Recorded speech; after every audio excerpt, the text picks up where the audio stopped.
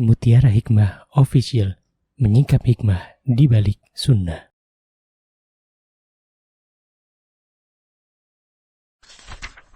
Salurkan donasi terbaik Anda untuk mendukung dakwah Mutiara Hikmah Official. Mari siapkan bekal akhirat kita. Jangan lewatkan kesempatan emas ini. Ayo kita berkontribusi dalam program pembangunan Masjid Mutiara Hikmah yang dibina langsung oleh Ustadz Hanan Yasir MA dan Ustazah Imro'atul Azizah. Raih pahala umroh setara haji dalam program Umroh Iktikaf Ramadan di tahun 2026. Perjalanan penuh makna, bimbingan penuh ilmu bersama Ustadz Hanan Yasir MA dan Ustazah Imro'atul Azizah. Tempat terbatas, daftarkan diri Anda sekarang juga. Jangan lewatkan sensasi umroh full faidah plus daurah fikih hijrah di bulan Syawal tahun 2026 bersama Ustadz Hanan Yasir MA dan Ustazah Imro'atul Azizah. Tempat terbatas, daftarkan diri Anda sekarang juga.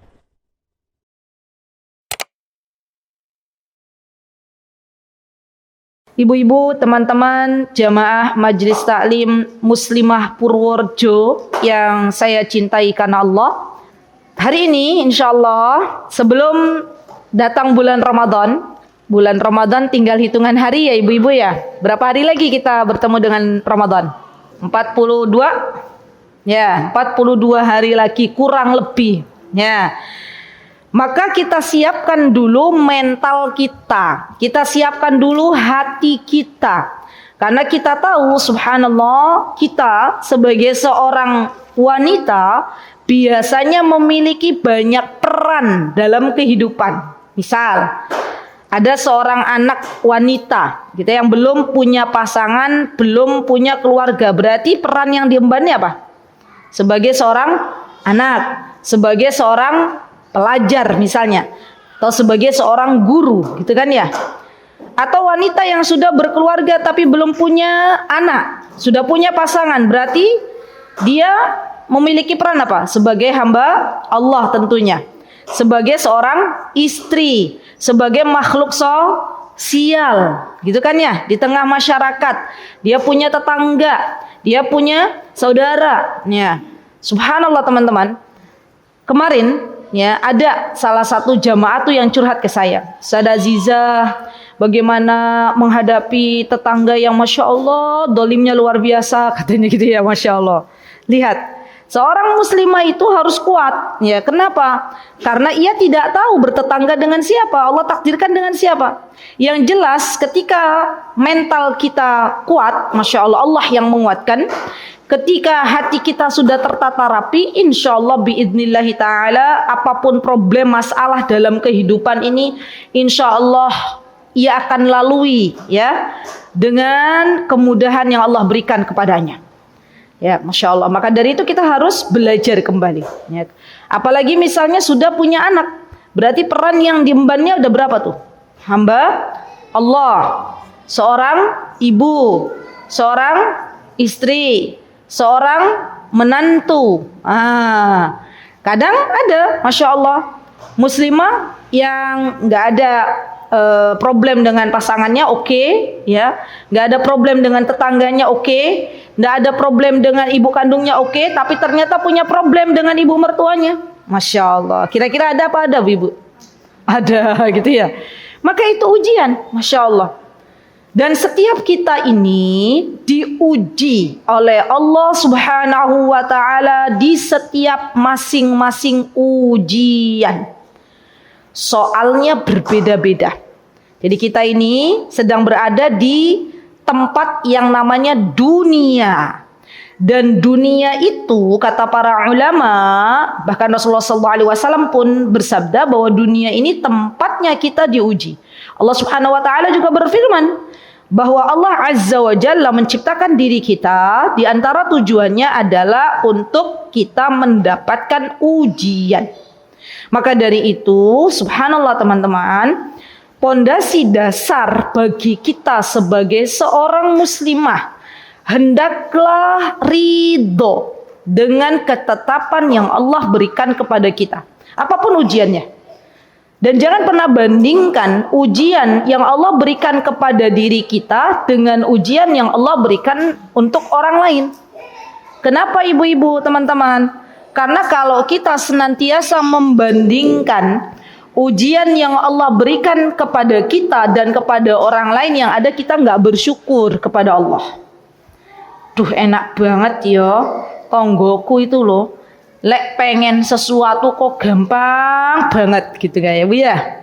Mau ganti mobil ada uangnya, mau ganti apa lagi, perabot rumah tangga ada uangnya, mau apa lagi ibu-ibu, mau umroh ada uangnya, mau apa lagi, jalan-jalan ada uangnya. Loh, aku pengen umroh koyo belum umroh gitu ya, pengen ganti kendaraan ya, itu kendaraan sudah 15 tahun alhamdulillah menemani diri saya dan suami misalnya gitu ya, koyo qadarullah belum kebeli ya. Ketika kita melihat orang lain berada di atas kita dalam hal dunia, maka syaitan akan menggoda kita dari pintu tersebut. Itu celah ya. Dia akan mengatakan, ya Allah, kenapa engkau berikan kepada tetanggaku kelebihan harta sedangkan engkau uji diriku misalnya dengan finansial. Kita nggak pernah tahu. Orang-orang yang diberikan kelebihan harta itu pasti ada ujiannya. Pasti. Ya. Saya pernah cerita nggak ibu-ibu? Saya pernah bertemu dengan salah satu jamaah yang Masya Allah, Allahumma barik, punya mobil lebih dari satu. Ya. Punya rumah mbak, lebih dari satu. Punya apa lagi? Punya sepatu mungkin ada 1 kodi kali ya.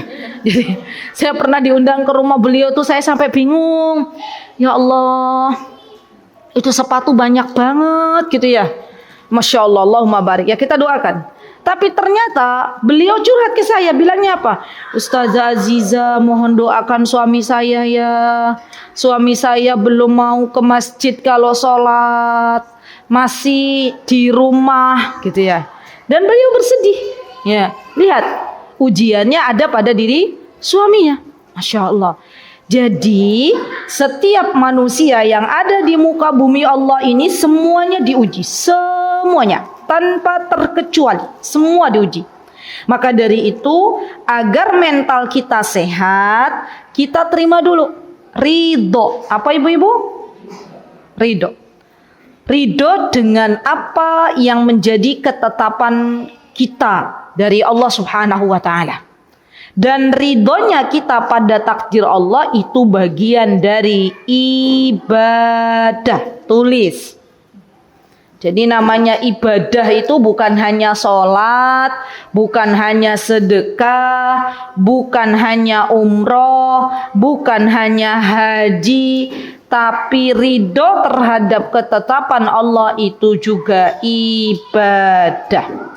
Karena yang namanya ibadah itu dibagi menjadi 2 ibu-ibu. Ada ibadah yang kaitannya dengan hati, ada ibadah yang kaitannya dengan badan. Nah, ridho ini menempati ibadah yang berkaitan dengan hati. Masya Allah. Kalau dijabarkan nggak cukup 1 sesi kajian. Ya. Jadi yang jelas kalau panjenengan ridho, nrimo, legowo, maka ini merupakan jalur kita mendapatkan pahala di sisi Allah Subhanahu wa ta'ala. Setelah kita tahu bahwa kita harus bersyukur dengan tidak membanding-bandingkan ujian diri kita dengan orang lain, maka kemudian kita harus mengetahui bahwa sesungguhnya dalam diri kita itu ada jiwa. Dalam diri kita ada jiwa. Allah Subhanahu wa taala berfirman dalam surah Al-Fajr, apa kata Allah Subhanahu wa taala? A'udzu billahi minasyaitonir rajim. Bismillahirrahmanirrahim. Ya ayyatuhan nafsul mutmainnah, irji'i ila rabbiki radiyatan mardiyah. Lihat kata Allah, wahai jiwa-jiwa yang tenang, kembalilah kepada Allah.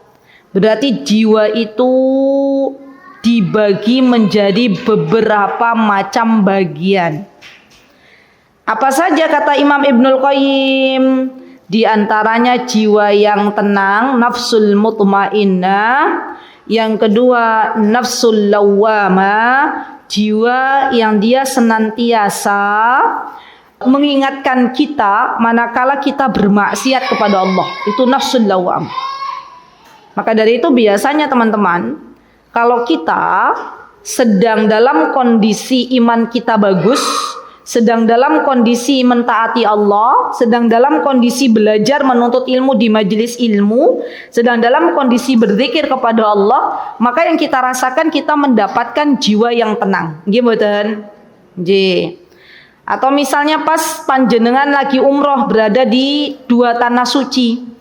Itu kira-kira ibu-ibu ada yang pernah merasakan enggak pas lagi umroh tuh sampai lupa hari, sampai lupa tanggal, sampai lupa anak, kadang ya lupa bisnis gitu kan ya. Tiba-tiba ustadznya bilang, ibu-ibu besok kita check out, pulang ke tanah air. Loh kok pulang gitu ya. Itu saking apa? Saking jiwanya tenang. Subhanallah. Jadi ketenangan jiwa itu didapatkan ketika kita benar-benar dekat dengan Allah Subhanahu wa ta'ala. Masya Allah. Nah itu yang pertama apa tadi namanya? Nafsul mutmainnah, jiwa yang tenang. Masya Allah. Dan yang kedua tadi nafsul lawwamah. Nafsul lawwamah itu misalnya begini, contohnya. Ya ini biar lebih mudah untuk dicerna. Kita mau bermaksiat sama Allah. Pasti ibu-ibu, jiwa kita itu protes. Loh, kamu apa yang gak malu sama Allah? Mau bermaksiat, chat-chat, nulis pesan ke lawan jenis gitu ya misalnya. Misal nih, waliyadzubillah misalnya ada seorang ibu mulai berani punya suami tapi dia nulis pesan ke orang yang bukan mahramnya. Kayaknya laki-laki yang saya kenal itu lebih lembut daripada suami saya misalnya. Terus dia bilang mau tulis assalamualaikum. Mau tulis pesan nih. Terus jiwanya berontak, jiwanya protes. Jangan, walaupun suamimu nggak melihat tapi Allah lihat, gitu kan ya. Nah, itu namanya nafsul lawwamah, ya. Dan bersyukurlah bagi seseorang yang masih memiliki nafsul lawwamah. Yang nafsul lawwamahnya itu masih didengar, gitu ya. Karena kalau hatinya sudah sakit, sudah banyak kotoran-kotoran hati, maka ketika hati itu berusaha protes, ketika jiwa itu berusaha untuk mengingatkan, dia sudah tidak lagi ingat, sudah tertutup mata hatinya. Subhanallah. Dan saya jujur mau tanya ibu-ibu, pernah nggak ibu-ibu kayak ada perang batin gitu, mungkin perang batin ya, mau maksiat terus jiwanya tuh bilang jangan gitu, pernah nggak? Sering. Masya Allah. Ya fitrah wajar. Ya alhamdulillah disyukuri itu. Berarti jiwa kita masih dalam kondisi belum mati. Ya. Karena kalau kondisinya sudah parah, itu nanti yang muncul ada nafsul al-ammaratum bisu. Jiwanya itu senantiasa mendorong dia untuk melakukan keburukan. Jiwanya senantiasa mendorong orang ini untuk bermaksiat kepada Allah. Dia lawan gitu loh. Jadi misalnya mau bermaksiat kepada Allah, terus nafsul lawamanya bilang jangan.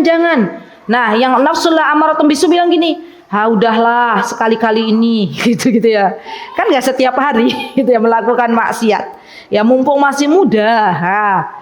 Begitu. Ya jadi subhanallah, jiwa manusia itu kalau sudah mati rasa, apa namanya mati rasa ya. Sudah nggak ada rasa ya, maka biasanya yang lebih mendominasi itu adalah an-nafsul ammaratum bisu, jiwa yang lebih mendorong kepada perbuatan yang buruk ya. Akhirnya apa? Akhirnya ya kalau terbiasa dengan melakukan sebuah dosa ya, akhirnya terbiasa. Nggih mboten ibu-ibu. Nih, yang namanya amal solih itu punya teman-teman. Yang namanya dosa juga punya teman-teman. Misalnya bagaimana Ustazah? Amal solih, seseorang yang menjaga sholatnya benar-benar khusyuk, benar-benar bermakna, itu biasanya dibarengi dengan rasa takut kepada Allah. Ada rasa khauf, ya. Orang-orang yang dia terbiasa minum minuman keras, bermaksiat kepada Allah, itu biasanya juga punya teman-teman tuh dosa-dosanya yang lain. Apa misalnya berzina, ya musik dan macam-macam. Ya. Jadi ingatlah bahwa setiap amalan itu punya teman-teman, bisa mengundang teman-teman yang sejenis, yang lainnya. Sama orang-orang yang berbuat keburukan, berbuat maksiat juga punya teman-teman yang semisal. Ya, baik. Dan subhanallah teman-teman, ketika misalnya kita sebagai seorang wanita, saya paham karena saya seorang wanita, ya. Terkadang dalam kehidupan itu banyak memendam. Nggih mboten Ibu-ibu? Iyanya kok kenceng banget ya? Iya. Akhirnya endingnya ya banyak dari kalangan wanita itu yang subhanallah ada benjolan. Ya. Jadi saya paham ini karena diberitahu oleh salah satu orang yang ahli dalam medis gitu ya. Beliau berkata bahwa kenapa kok benjolan-benjolan itu sering muncul pada kaum wanita gitu ya. Tapi tidak muncul pada kaum pria. Yaitu karena wanita itu makhluk yang suka memendam ya. Dan wanita ini adalah makhluk yang lebih didominasi oleh perasaan. Nggih mboten Ibu-ibu? Ya jadi kadang kita tuh capek, lelah menghadapi kehidupan ini karena banyak overthinking.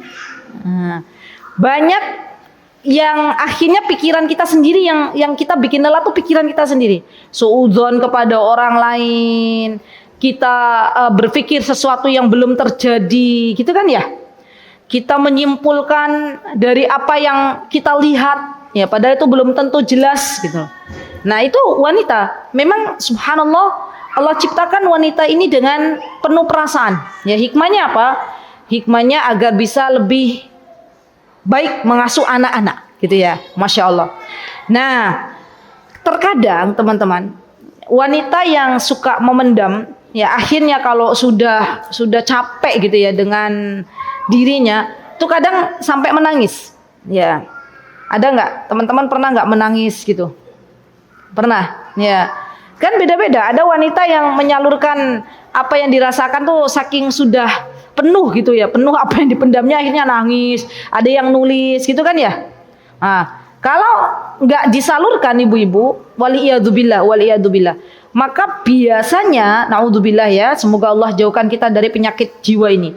Biasanya wanita ini terkena depresi. Ya, mari kita menghela nafas dulu. Sekarang, ya, saya enggak tahu kalau di Purworejo. Di Yogyakarta, saya 2 kali dapat kesempatan mengisi kajian bersama psikolog. Ya, pertama dengan Bunda Cinta, yang kedua dengan Bunda Wening dalam kajian Muslimah. Mereka mengatakan bahwa subhanallah pasien-pasien yang terkena gangguan mental, ya penyakit depresi ini lebih didominasi oleh kaum hawa, oleh para wanita, masya Allah. Ya, maka dari itu ibu-ibu kita itu perlu berdoa. Apa doa yang diajarkan oleh Rasulullah SAW? Doanya biasa kita baca ketika masa COVID. Tapi setelah COVID-nya hilang, kita kadang lupa baca doa ini. Doanya Allahumma inni a'udzubika minal barasi wal jununi wal judami wa min sayyi'il asqam. Itu doanya. Allahumma inni a'udzubika minal baras. Al baras itu penyakit kulit. Al junun itu penyakit gila, termasuk depresi. Ya. Nah, itu kita minta sama Allah Subhanahu wa taala agar kita dijauhkan dari penyakit-penyakit ini. Ustazah, kalau kita nggak bisa berdoa pakai bahasa Arab, belum mampu untuk menghafalkannya, boleh nggak pakai bahasa Indonesia? Boleh. Kalau bagi ibu-ibu sepuh, Ustazah saya mau pakai bahasa Purworejo aja, boleh nggak? Boleh. Ya. Yang penting kita minta sama Allah, ya Allah jauhkan hamba dari penyakit depresi, dari penyakit jiwa, dari penyakit gila. Ya, kita minta sama Allah. Karena termasuk nikmat yang Allah berikan kepada kita manakala Allah berikan kepada kita akal yang sehat, jiwa yang sehat. Ya. Jadi kita berdoa kepada Allah Subhanahu wa taala. Nah, kembali ke nangis gitu ya. Menangis bagi seorang wanita itu bukan tanda lemahnya iman. Maka bagi teman-teman semuanya, kalau pengen nangis, nangis saja, boleh kok. Ya Rasulullah juga pernah nangis, gitu ya. Rasulullah ketika ditinggal oleh Ibrahim, putra beliau, waktu masih kecil, maka Rasulullah SAW menangis. Dan Rasulullah berkata, innal aina tadma' wal qalba yahzan. Kata Rasulullah, sesungguhnya mata ini ya tadma, ya keluar air mata, menangis, dan hati menjadi sedih. Jadi wajar, boleh seorang wanita, bahkan seorang laki-laki, dia menangis, itu boleh, silahkan, gitu ya. Jangan dipendam, silahkan disalurkan, baik melalui menangis ataupun nulis, itu boleh. Yang jelas penyaluran dalam apa yang ingin kita sampaikan itu bukan kepada sesuatu yang dilarang oleh Allah Subhanahu wa taala. Misalnya ada seorang wanita punya masalah pelariannya ke narkoba, nah itu nggak boleh. Ya, ada wanita punya masalah pelariannya misalnya dengan nyayat tangannya, nah itu nggak boleh. Ada wanita punya problem misalnya ternyata dia ambil jalan keluar bunuh diri, ya itu nggak boleh. Ya, ada wanita dia kena mental yang sakit, misalnya sakit mental, terus jalan keluarnya ambil misalnya apa? Minum racun, nah itu nggak boleh. Ya, selagi menangis gitu ya, terus tadi menulis atau apapun yang itu tidak bermaksiat kepada Allah, maka diperbolehkan. Dan ingat teman-teman, kita ini punya Allah. Kita punya siapa? Allah. Selagi ada Allah, semuanya akan baik-baik saja. Ya. Jadi walaupun mungkin teman-teman merasakan saya tuh hidup kayak nggak berarti Ustazah, semua membuli saya nggak ada harganya di mata manusia. Tenang, panjenengan masih punya Allah. Kalau kita kejar validasi di mata manusia, kita akan lelah. Kalau kita mengejar pujian manusia, kita akan kecewa. Yang kita kejar adalah pujian di mata Allah Subhanahu wa taala. Yang kita kejar adalah pahala di sisi Allah Subhanahu wa taala. Jadi zaman sekarang banyak orang kena mental yang sakit itu dikarenakan dia kalau apa-apa butuh validasi manusia. Nah ini tahu validasi nggak Bu? Pengakuan gitu loh. Dan siapa saja yang dalam hidupnya ya senantiasa membutuhkan validasi dari sesama hamba Allah, maka ia akan dibuat lelah hatinya oleh Allah Subhanahu wa taala. Ya. Jadi gimana kita menghadapi hidup ini? Begini Ibu-ibu. Kita berbuat baik, alhamdulillah bersyukur kepada Allah. Dan seumpama ada orang-orang yang memuji kita setelah kita melakukan amal solih, maka itu adalah busyra, kabar gembira yang Allah Azza wa Jalla berikan kepada kita. Tapi kalaupun kita telah berbuat kebaikan, gak ada yang mengapresiasi kita, ya jangan berhenti. Semua sudah tercatat.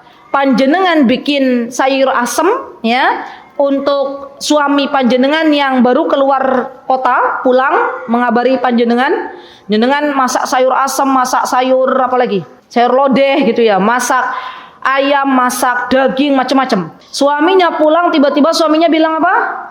Maaf ya bun, baru aja makan di luar, keburu lapar. Kira-kira seorang istri yang sudah masak capek-capek ya dari ba'da duhur sampai ba'da asar ya, menyambut suaminya pulang, terus suaminya bilang, maaf ya saya udah makan tadi di rest area karena keburu lapar. Kira-kira ya jadi gimana tuh ibu-ibu? Tetap semangat atau ngelepro loyo gitu ya? Aduh capek-capek masak kok yo nggak dihargai, nggak dicicipi, kan gitu. Iya nggak ibu-ibu? Coba di real kenyataannya wanita-wanita nih, banyak yang ketika udah masak, udah macam-macam, suaminya pulang, dia bilang udah makan tadi di rest area. Di dunia ini banyak wanita yang dia masih ya udah nggak apa-apa beb, alhamdulillah yang penting aku udah masak, dapat pahala di sisi Allah, ya wis iki tak masukkan atau tak bagikan ke tetangga. Nah itu yang pertama. Yang kedua dia bilang ada wanita yang ngomel-ngomel, gitu ya. Paus kadung masak, nah gitu. Atau dipendam. Mana yang paling banyak? Yang wanita nomor 1 apa nomor 2? Nomor 2. Nomor 2 ya. Masya Allah, kecewa dia. Ya, kenapa? Karena merasa apa yang sudah diusahakannya tidak dihargai. Padahal Allah sudah memberikan pahala di sisinya manakala kita menyiapkan semuanya untuk mengejar ridho Allah Subhanahu wa ta'ala. Jadi kita ibu-ibu, teman-teman semuanya, mari kita belajar waras. Ini waras ya. Iya. Kalau suami kita pulang, kita udah berusaha bikin kopi gitu ya. Belajar jadi barista ya biar bisa menghidangkan kopi yang terenak ya di hadapan suami. Ternyata suami kita pas nyicipin kopi kita bilang, "Beb, gimana rasa kopinya?" "Biasa aja." Ya Allah gitu ya, ngelus dada. Aku ya wis belajar gimana jadi barista kok ya ternyata gitu ya. Itu wanita tuh begitulah. Ya berarti kalau memang sudah tidak mendapatkan apresiasi dari suami, ya wis alhamdulillah, ya wis tak minum kopi nih gitu ya. Jadi bikin sendiri, minum sendiri ya. Gitu ya. Iya begitu ibu-ibu, ayo bismillah, kita kan hidup cuma sekali. Ya, jangan sampai ketika kita tidak diapresiasi oleh pasangan kita ngedrop, ya kita down. Ya besoknya suaminya pulang nggak dapat jatah makanan, gitu ya. Suaminya bilang, "Bun, ya saya mau makan." "Oh kemarin aku yo masak ora dimaem pak. Wis saiki ora usah tak masakke." Wah, langsung suaminya kabur ya cari rumah makan. Nah, kan gitu, subhanallah. Jadi gini, kita berbakti kepada suami kita itu bukan karena suami kita, bukan. Tapi karena Allah yang memerintahkan kita untuk berbakti kepada suami kita. Rasulullah yang telah memerintahkan kita untuk berbakti kepada suami kita. Capek bu, kalau kita berbakti kepada suami kita itu karena manusia, karena suami kitanya, gitu ya. Bahkan kita tidak bisa memaafkan kesalahan orang kalau kita lihat orangnya. Ya, panjenengan pernah nggak jadi orang yang terdolimi? Waduh, masya Allah. Pernah nggak? Ada orang dolim banget, pernah ketemu? Atau semuanya fun-fun saja, baik-baik saja? Ini kayaknya warga Purworejo ini kayaknya baik-baik saja semuanya. Ya, nggak pernah ada yang tersakiti. Masya Allah. Gitu nggak ibu? Atau pernah ada dalam kejadian hidup tersakiti? Pernah? Masya Allah. Baik, sepakat berarti Jogja sama Purworejo sama. Ya. Nah kadang ibu-ibu, kalau kita memendam perasaan, ya belum mau memaafkan kesalahan orang yang mendolimi, itu rasanya di dada itu rasanya berat, gitu ya. Maka gimana Ustazah caranya? Sudah kita maafkan kesalahan fulan-fulana itu bukan karena fulan dan fulananya, tapi biar mental kita lebih waras.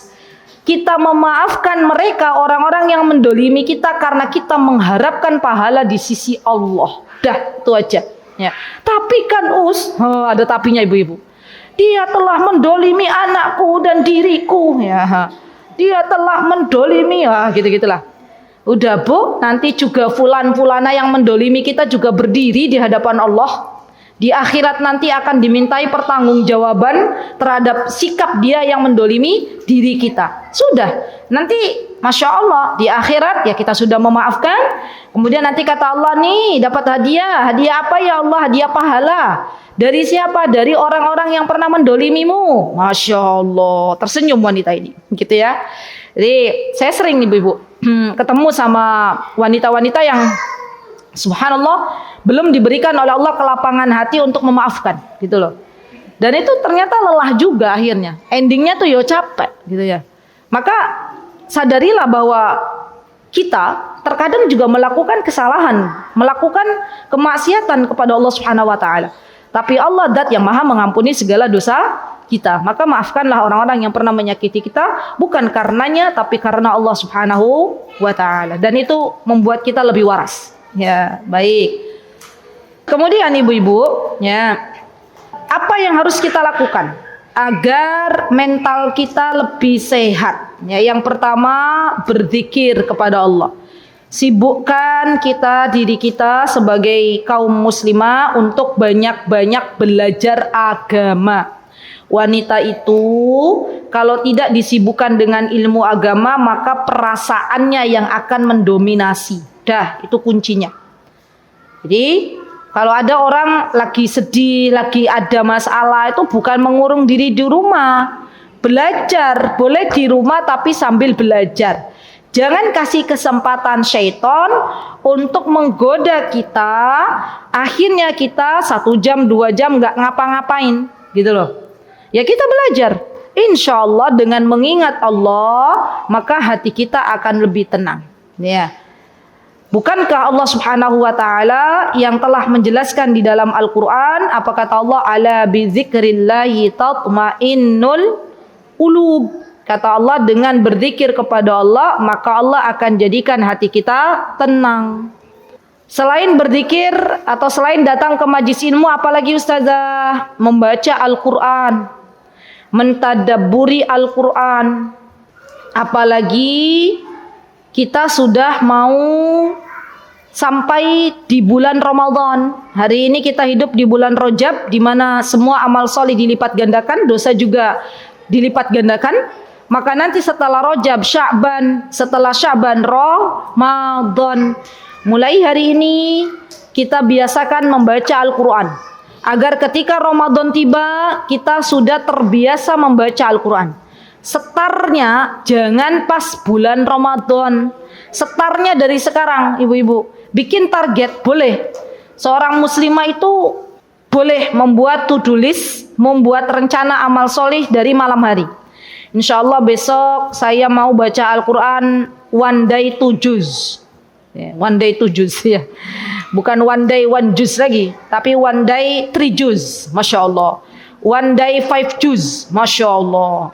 Ustazah, emang ada orang sehari baca 5 juz? Ada.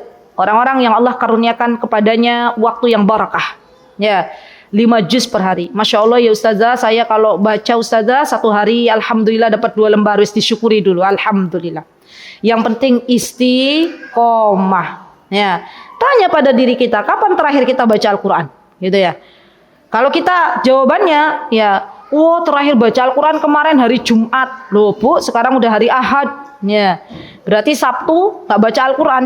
Ya, maka mulai sekarang ada waktu untuk Al-Quran. Dan Al-Quran itu bukan hanya dibaca ibu-ibu, tapi perlu ditadabburi. Ya, karena nanti pasti akan muncul pertanyaan. Ketika saya mengisi kajian pada bulan Ramadan, pertanyaan dari sebagian muslimah itu, diantara pertanyaannya adalah, ustazah, afdol mana? Baca Al-Quran dengan membaca saja atau membaca dengan tadabbur? Wah, itu udah pertanyaan klasik, itu pasti terulang-ulang.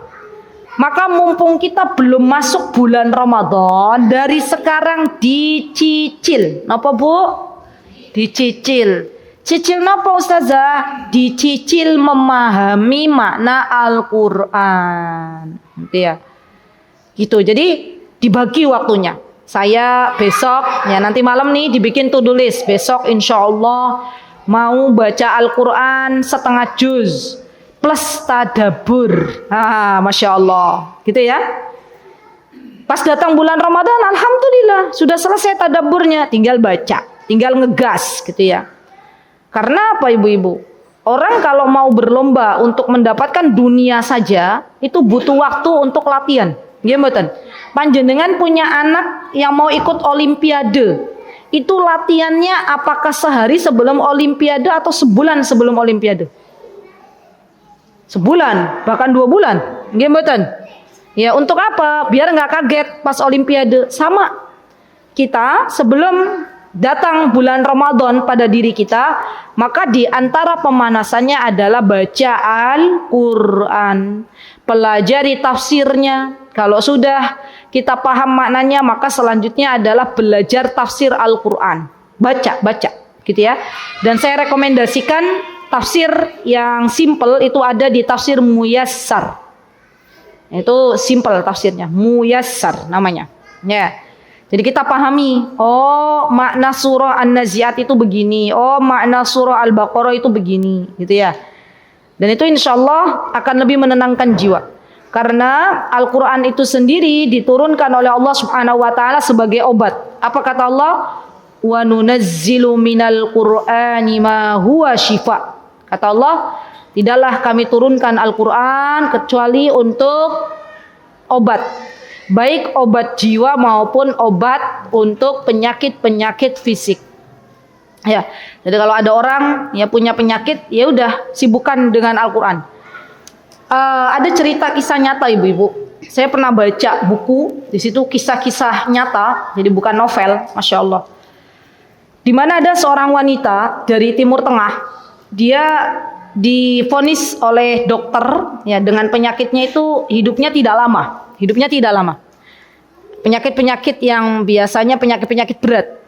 Maka wanita ini, muslimah ini, setelah tahu divonis oleh dokter hidupnya nggak lama, ia sibukkan dirinya ikut halaqah Quran di sebuah masjid di tempat tinggal dia di sana. Setiap hari menghafal Al-Quran sampai subhanallah ia lupa bahwa dia punya penyakit. Lupa kalau punya penyakit saking sibuk menghafal Al-Quran setiap hari. Dan Allah sembuhkan penyakitnya atas izin Allah dengan Al-Quran itu. Subhanallah, Allah yang menyembuhkan. Lihat, terkadang kita sebagai seorang muslimah ketika divonis oleh dokter hidup Anda 3 bulan lagi, hidup Anda 2 bulan lagi itu langsung down. Gimana? Langsung drop ya. Tapi seharusnya muslimah tahu kalau hidupnya sebentar lagi, walaupun vonis dokter itu tidak selalu benar. Ya, saya juga pernah bertemu dengan salah satu hamba Allah yang divonis oleh dokter 3 bulan lagi sampai sekarang masih hidup. Alhamdulillah. Sudah berapa tahun? Berarti lebih dari 10 tahun. Alhamdulillah.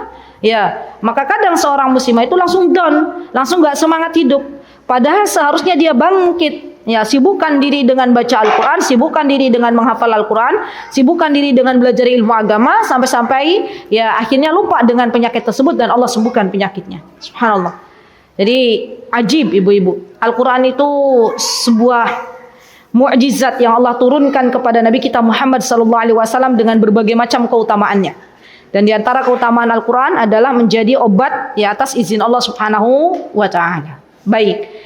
Yang ketiga, jangan terlalu banyak overthinking. Berbaik sangkalah kepada Allah Subhanahu wa Ta'ala. Kita memohon kepada Allah kalau ada pikiran negatif, ya Allah hilangkan pikiran negatif dari dalam diri hamba, gitu ya. Kalau banyak pikiran-pikiran muncul, ya Allah ampunilah diri hamba, ya Allah jangan jadikan apa yang hamba pikirkan itu terjadi. Minta sama Allah. Ya. Yang terlalu banyak overthinking itu kita atau pasangan kita, ibu? Hah? Kita ya. Pasangan kita sih nyantai aja. Ya. Kita bilang, beb. Anak kita ini beb kelas 3 SD nanti dipondokin di mana ya? Itu ibu-ibu biasanya yang lebih rame. Ya. Nanti gimana itu ibu-ibu. Bapaknya bilang nyantai aja, Bu. Pernah nggak punya pasangan kayak gitu? Iya, nyantai aja, Bu, gitu ya. Masya Allah. Nah, itu kita terlalu banyak overthinking. Ya. Jadi ibu-ibu ini Masya Allah ya ngegas Bu. Pengennya semuanya tuh luar biasa gitu ya. Alhamdulillah kita punya pasangan yang Allah jadikan remnya kita gitu ya. Tenang beb, tenang ya, semua akan baik-baik saja gitu ya, Masya Allah. Itu luar biasa, Masya Allah. Jadi ingatlah bahwa overthinking itu membuat jiwa kita lemah. Mari kita bersama-sama berusaha untuk memperbanyak husnudzon kepada Allah Subhanahu wa Ta'ala. Insya Allah semuanya baik-baik saja. Kenapa? Karena Allah itu sesuai dengan prasangka hambanya. Wallahu inda dzanni abdi. Ya, apa kata Allah? Bahwasanya aku itu tergantung prasangka hambaku. Ya. Jadi kalau kita berprasangka buruk kepada Allah, maka Allah akan berikan sesuatu sesuai prasangka kita. Tapi kalau kita prasangkanya baik, insya Allah ya hidupnya akan baik-baik saja. Anak-anak diberikan kesuksesan oleh Allah. Ya, kalaupun Allah berikan kepadaku usia tua, ya insya Allah semuanya akan baik-baik saja. Nah, insya Allah, Masya Allah. Ya, pasti Allah akan berikan apa yang kita sangkakan kepada Allah Subhanahu wa Ta'ala. Baik, yang keempat, banyak-banyak berdoa kepada Allah. Dijauhkan dari alham dan alhazn. Doanya Allahumma inni a'udzubika minal hammi wal huzn. Allahumma inni a'udzubika minal hammi wal huzn. Baik, yang kelima teman-teman, kurangi bergaul. Nah ini nih, dengan sesama wanita. Maksudnya bukan kita nggak bergaul dengan sesama wanita, boleh. Tapi jangan banyak bergaul. Kenapa? Karena banyak wanita-wanita yang awalnya ya agamanya bagus, qanaah, karena salah pergaulan akhirnya jadi bermaksiat kepada Allah. Sampai-sampai Rasulullah pernah berkata bahwa Bani Israel itu hancur ya diantaranya karena mereka mengizinkan wanita-wanitanya, istri-istri mereka keluar dan bergaul dengan sesama wanita. Jadi apa yang harus kita lakukan Ustazah sebagai wanita muslimah? Kata Allah Subhanahu wa taala, wa qarna fi buyutikunna, tetap tinggallah kalian di rumah-rumah kalian. Nah, itu nasihat dari Allah Subhanahu wa taala. Ya. Ibu-ibu Purworejo kalau lagi kumpul sesama ibu-ibu, apa sih yang dibicarakan? Apa Mbak yang dibicarakan? Oh, jarang ngumpul beliau. Ya, yang suka nongki-nongki, ngumpul-ngumpul, apa yang dibicarakan? Apa orang Purworejo nggak pernah kumpul-kumpul sama ibu-ibu? Apa? Dari A sampai Z. Masya Allah. Biasanya apa yang pertama kali dibahas itu? Tentang anak-anak gitu ya. Anak-anak atau mungkin yang lagi berita-berita viral gitu ya. Akhirnya apa endingnya? Akhirnya dia melihat, loh temanku kok hidupnya enak banget ya. Cerita tentang keluarganya, cerita tentang anak-anaknya. Jeng, kemarin aku habis dari mana? Dari luar negeri. Gitu ya, diajak jalan-jalan sama bebekku. Nah, akhirnya pulang-pulang apa? Ya senewan sama suaminya. Suaminya bilang, kenapa istriku tiba-tiba begini? Perasaan ini tanggal muda transferannya sudah tak transfer gitu ya. Rekeningnya udah bagus kok, sekarang masih senewan gitu ya. Ternyata apa? Karena baru ketemu sama bestinya yang baru pulang dari luar negeri. Subhanallah. Ya ini nih. Maka dari itu teman-teman ya bertakwalah kepada Allah. Jadilah istri-istri yang salihah. Jikalau memang tidak ada kebutuhan untuk keluar rumah, nggak usah keluar rumah, sudah. Jadilah istri-istri yang betah di rumah. Waduh, ini zaman sekarang itu dibutuhkan. Ya, dibutuhkan. Istri-istri, wanita-wanita yang betah di rumah. Nah, apalagi kita punya anak gadis, kita harus jadi contoh, teladan. Jangan sampai ya kita sering keluar rumah, nggak betah di rumah, akhirnya anak gadis kita ikut-ikutan. Subhanallah. Ya, jadi mulai sekarang ibu-ibu kalau kita nggak ada keperluan untuk keluar rumah ya sudah. Boleh nggak kita keluar rumah untuk belajar? Boleh. Boleh nggak keluar rumah untuk belanja? Boleh. Ya, bahkan kalau di Yaman ya pernah kami dulu tinggal di sana itu belanja ke pasar ya bapak-bapak. Ya, nggak ada di sana ibu-ibu jualan, nggak ada satupun. Ya. Dan walillahilham karena yang belanja bapak-bapak ya akhirnya masya Allah ya kita pesannya 10 dibelikan 8 ya kita pesannya 5 dibelikan 3 ya. Kalau ibu-ibu keluar belanja ke pasar ya di listnya 3 belinya 5. Iya nggak ibu-ibu? Iya. Jadi ada kebaikan masya Allah. Masya Allah. Jadi subhanallah ya wanita-wanita Yaman itu terutama yang kami kenal itu adalah wanita-wanita yang punya rasa malu yang sangat tinggi. Rasa malunya itu luar biasa. Ya mereka bukan wanita-wanita yang hobi keluar rumah, enggak. Mereka berada di dalam rumah. Dan kami lihat masya Allah Allah berikan ya masya Allah rumah-rumah yang besar kepada mereka. Karena apa? Karena memang wanita-wanitanya menjaga diri. Masya Allah. Jadi mereka tuh di dalam rumahnya kayak nanam-nanam, ada kurma itu udah pasti. Kurma itu udah menjadi tumbuhan yang hampir di setiap rumah di Yaman tuh ada. Ya. Jadi mereka nanam-nanam apa, ya udah mereka sibuk aja di rumah. Ya. Ada aja kerjaannya, masya Allah. Ya. Jadi kita minta sama Allah, semoga Allah jadikan kita orang-orang yang pandai menjaga diri. Ada berapa ibu-ibu? Sudah cukup insya Allah. Yang paling berat yang mana coba lihat? Yang overthinking. Ya minta sama Allah ya, semoga Allah Azza wa Jalla menjadikan kita wanita-wanita yang waras, wanita-wanita yang gak banyak overthinking, tapi lebih mendahulukan husnudzon. Semoga apa yang sedikit ini bermanfaat. Barakallahu fiikunna jami'an. Aqulu qouli hadza wa astaghfirullah li wa lakum wa akhiru da'wana alhamdulillahi rabbil alamin. Wassalamualaikum warahmatullahi wabarakatuh. Mutiara Hikmah Official, menyingkap hikmah di balik sunnah.